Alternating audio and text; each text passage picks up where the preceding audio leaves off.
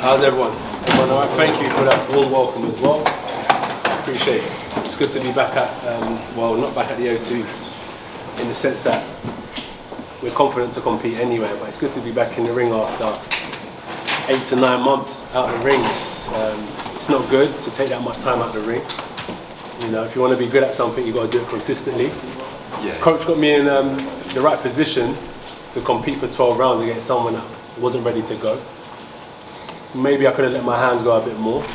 Maybe this, maybe that. But that's all in the past now. And all we can look forward to is what's going to happen in the future. So yeah, it's just good to be back and getting the ball rolling again. And we're climbing the ladder. We're climbing the ladder once again. AJ, were you happy with that performance? Deep down, I'm not happy because ultimately the ultimate goal is a knockout. There's nothing that can top a knockout. Anything short of that isn't what I'm happy with, if I'm honest with you. But it is what it is. As I said, I can't look back anymore. What's done is done, and I can only build on it. That's the mindset. Were you pushing for the knockout? There was opportunities. There was opportunities for sure where I pushed.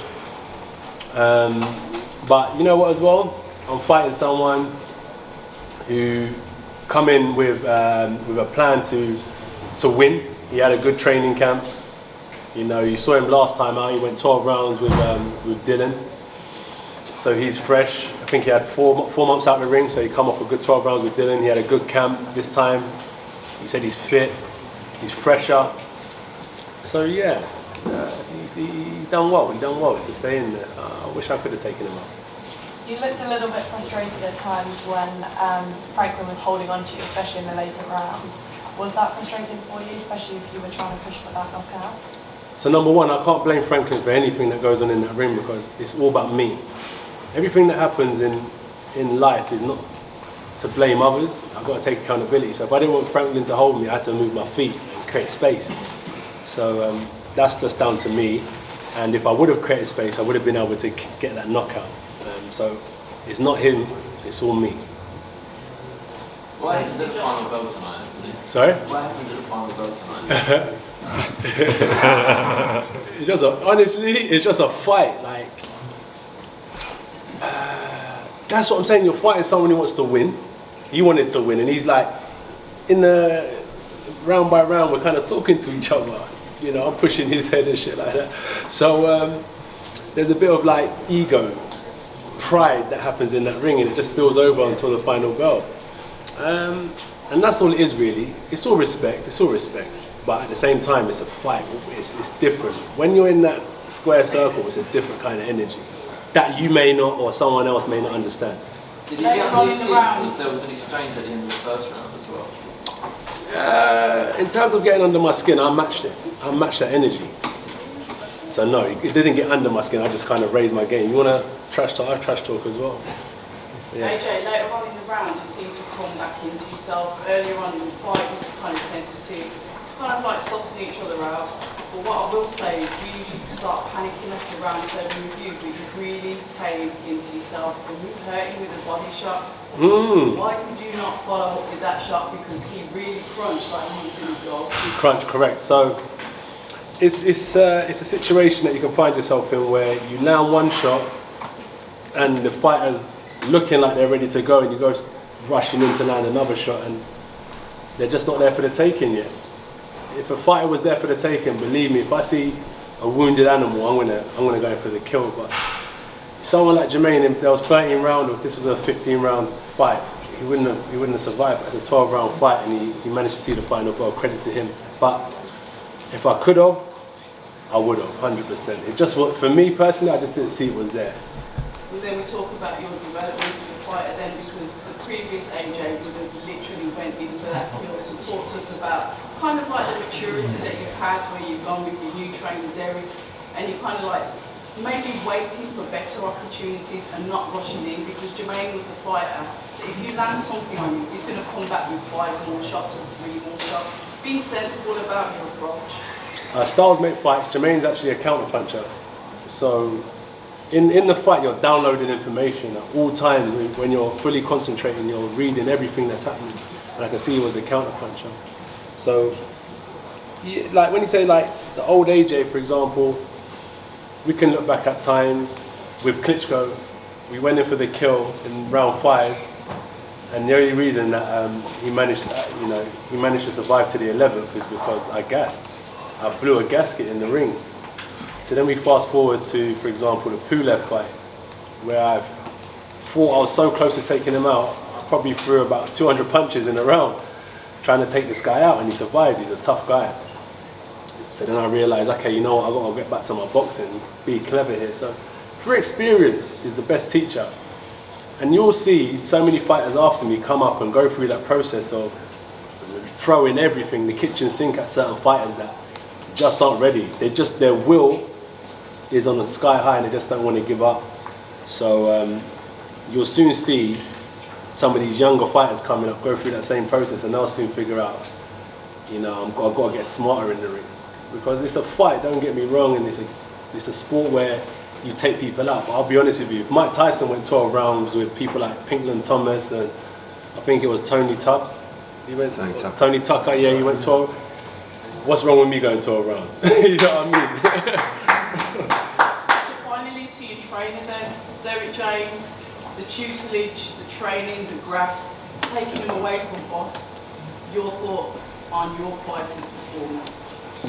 Well, you know, I think he did a good job. I think that, for me, he followed the game plan because it was so much about getting past this guy and winning the way that we wanted to win. Knockouts, so yeah, they're good, but win with the strategy and the game plan that never let him into the fight. That's what it's all about. And that's what he did. He was able to control every aspect of the fight. And that's what, and now we have that, that's our foundation. So if y'all go back and look, that's the foundation. So now we have nothing but to do to get better and better and better. That's all I care about. Congratulations to you. Thank you. AJ, the last time we saw you after the Usyk rematch, it was very emotional, Anthony Joshua. How much of a relief is it for you today to be sat here as a winner, so you've got like a foundation to build towards another world title? In a way, I feel like you guys and outside pressures put so much pressure on this thing of winning. What can I say? It's an honour to win, of course, that's what we train for, but let's say a fighter loses. He has to just rebuild and come again. I'm going to stop putting that amount of pressure on myself and just work hard and do my best. That's all I can do. Have you been guilty of that in the past then, putting pressure on yourself? And have you? I'm telling you, it comes with pressure. The game brings enough pressure. And for experience, as we speak about, I've learned like coping mechanisms because, you know, the pressure can definitely have an effect on someone. Like, a lot of people don't see what fighters go through when they're alone after a fight that they lost in their own head, even after a fight that they won. Look at what happened to Tyson Fury after he beat Vladimir Klitschko. So there's a lot of pressure that we put on ourselves. So you have to kind of remove that expectation, i.e. the knockout, and just do your best. Any fighter coming up, like, just do your best because that's all you can do. You mentioned Tyson Fury there, obviously you mentioned him in the ring. I'm sure you'd Did I mention him or was I asked? you were asked and you responded. I know, and he talks about you training with Derek, and obviously the more you train with him, the better you get, and you'll be able to get that style and learn more from him. But if you were offered Dillian Whyte or Tyson Fury next, what would you prefer? Well, 100% Tyson Fury. I think that, that's the pot of gold. That's the WBC heavyweight champion of the world, bro. That's what it's about. So definitely Tyson Fury. AJ, do you feel like you've peaked, or do you feel there's still more gears to find in yourself? The thing is, we can never know until you keep on challenging yourself. Today was a victory, so we're still climbing the ladder. So I can't actually answer that question until we plateau. But today was a victory, so we're on the high right now. AJ? Congratulations. You talk about pressure. Yeah. That ring walk today, and you've mentioned it's the first time you've got a win since Pulev now. What was the pressure like going out there today? What was the pressure? None. Remember I said from experience, of going through putting that pressure on myself, I removed all shackles of expectations because I can't live in other people's expectations. It's only me out there. I've got to do what I've got to do and do it to the best of my ability. So with that being said, I found myself in Texas trying to search for my own improvements. No one forced me to go out there, and we're just taking one step at a time, without any pressure on my back. The only pressure I have really is performing for the coaches, you know, and they're realistic. They understand what this game's about, and I'm going to just keep on pushing and plugging away. If you compare the emotions going into the ring tonight as opposed to previous fights, did it feel do or die for you?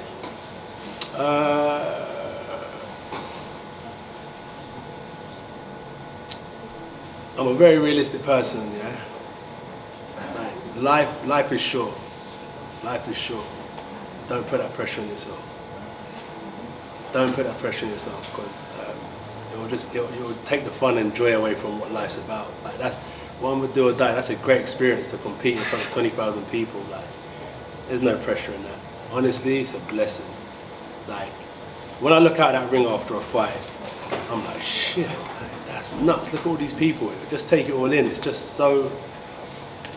It's humbling. It's humbling. I don't take any. You see my car, I'm like, coach, I appreciate you taking me on because it's like I don't take anything for granted. Like life every day, I don't take anything for granted. So yeah, no pressure at all. This is all a blessing. AJ, in terms of the opponent and the occasion, it was a step down from some of your most recent fights. Confirmed, yeah. But did the desire still burn the same for you? Yeah, 100%. It's funny because I said about the money in the press conference.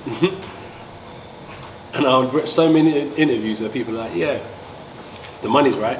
It's all about the money. And I'm thinking, fucking hell, why does everyone make a big deal about what I said?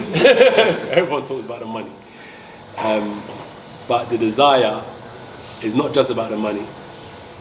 It's a big factor, of course, like many of things. But I'm passionate, like self-driven, motivated.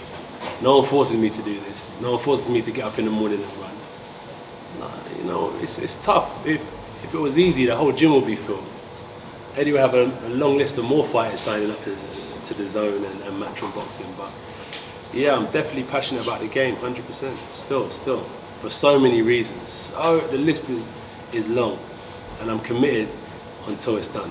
I don't want to talk about retirement again, but how long do you see this story going on for? Exactly what you said. Until the day I wake up and I'm like, forget this shit. I'm done with it. You know, until that day you wake up, because I said this, you make the decision yourself. You wake up every morning, and it's tough sometimes. And you're thinking, shit, I can't be bothered with this. But there's something in you that's like, come on, like, we got to fight, we got to win. The minute that you start losing that desire, you got to be real with yourself. So there is no ticking time bomb that I could actually tell you when it's going to detonate. But there's a reality, and the reality I'm living is we're still chasing something, yeah, I'm still chasing a dream. AJ, you played a big role in bringing big time boxing back to the UK. Do you sometimes feel that people are ungrateful? No, because if people give you their time and their support, they expect from you. And look at the old days in the Colosseums when great warriors would go out and compete. If the fans aren't happy, it is what it is. No matter if you brought the game back or you brought energy to it, it's here today and gone tomorrow. I'm also talking about the fighters, because I think since you've been boxing. Oh, the fighters. The fighters. All these haters. Oh, pure haters. They're haters, but it is what it is. I don't expect them to like me. I don't like them either, so fuck them all. So it's what it is, isn't it? Yeah, the fighters, I see them, trust me, I see them all. Like, there's a lot of haters out there, but they're not my friends anyway, so it is what it is. How important is activity now moving forward? I think activity is key. I think that's one of the things that's been lacking. I mean, we talk about Pulev defeat, November 2020, and then boxed Usyk in September, and then again 21, and then August 2022. I would love him to box 3 times this year. It's down Remember, to we had COVID as well. Yeah, well, you boxed once that year. Yeah. So I would like to see him have a little rest and get straight back to Texas with Derek and try and have an end of summer fight and then try and fight in December. I think that'd be great for his career. Derek, how far do you think Anthony is away from those big fights with Tyson Fury, Deontay Wilder, or even Alexander Usyk? I think that it's really up to them, because I'm not involved in that, but for me it's all about just keep developing him. You all saw his defense, I saw his jab more. You saw him be able to move a little bit more, but not bounce, but just step, just out of. And really, it's all about strategy and game plan. But I think that it's really up to them. So you talk to Eddie or whatever, and you know, and really, it's, you know, we'll develop. And if he want to ask me, what do I think, this and that, I'll say, yeah, okay, this fight or that fight. But it's all about helping him get better and better and better, developing him, and you know, getting to the point to where he's more, you know, he's comfortable in there, taking him out like he want to take him out. Guys, we're going to have to wrap it up. I'm really sorry. It's pretty late.